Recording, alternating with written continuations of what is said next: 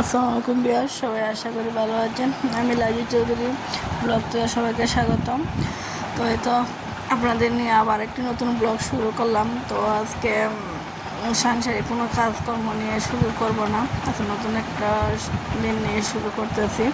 তো আজকে আমার একটা ইঞ্জেকশন দেওয়ার ডেট ছিল। আপনারা তো অনেকে পুরান ভিডিও দেখলে বুঝতে পারবেন আমার হাতে একটা সমস্যা ছিল, সেই জন্য ডাক্তারের কাছে যাইতে হইতেছে। এটা নিয়ে আমার 6 মাস ধরে আমি ভোগান্তিতে ভুগতেছি।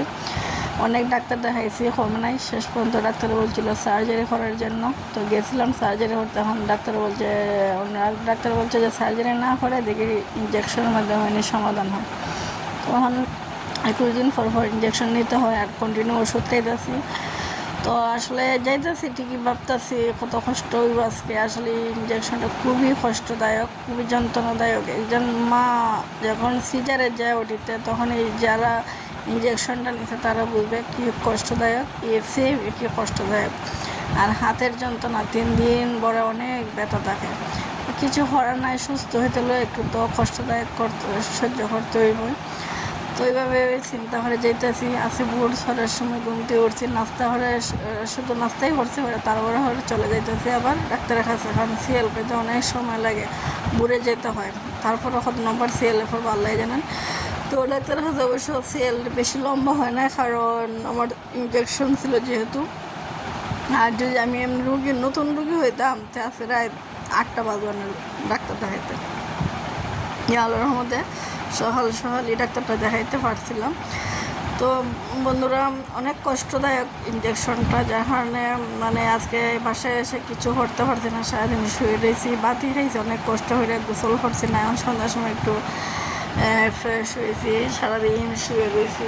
আর মেয়ের একটা ক্লাস এলো, আজকে প্রতিযোগিতা অনুষ্ঠান, সে ক্লাসে নিয়ে গেছিলাম। তো আজকে সে ভিডিওটা শেয়ার করলাম না, অনেক লম্বা হয়ে যাবে।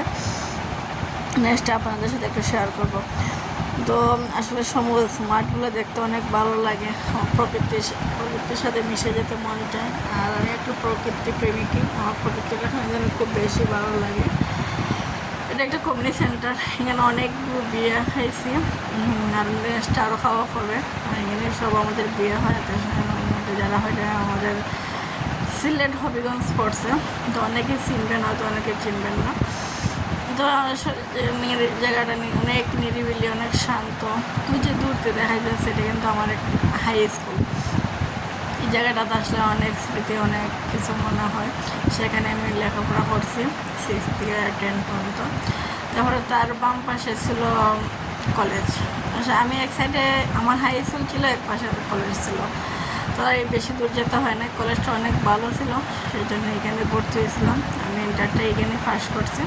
তো অনার্সের জন্য জাতীয় বিশ্ববিদ্যালয়ে যেতে হয়েছে। পাবলিকে চান্স যেহেতু না পাইছি না, তো জাতীয় বিশ্ববিদ্যালয় মেয়েদের নিয়ে ভর্তি হয়েছিলাম। তো বন্ধুরা দেখেন, আসলে কলেজটা অনেক সুন্দর হয়েছে। আমাদের সময় তো বড় ছিল না, অনার্স করছে, আমাদের সরকারিও করছে কলেজটা। শুনছি অনেক স্টুডেন্ট, অনেক টিচার, 2-3 স্টিপে বলে ক্লাস হয়। যাই দিন ভালো যায়। আমাদের সময় আসলে অনেক সুকময় ছিল। আমি যে এদিকে যাইতেছি, এদিকে আমার একটা ফ্রেন্ডের বাসা ছিল, বান্ধবীর বাসা। তো ওর মাঝে মাঝে আমরা যে সময় কলেজে আসতাম, আমাদের বাসায় যেতাম, স্কুলে আসতাম, ওদের বাসায় যেতাম, ভালোই লাগতো। ওরা নিয়ে আসতাম।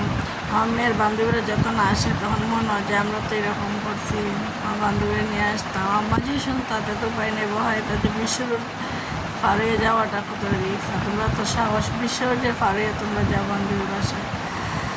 তো শুনলে বকা দিত, তারপরও যাইতাম, ভালো লাগতো।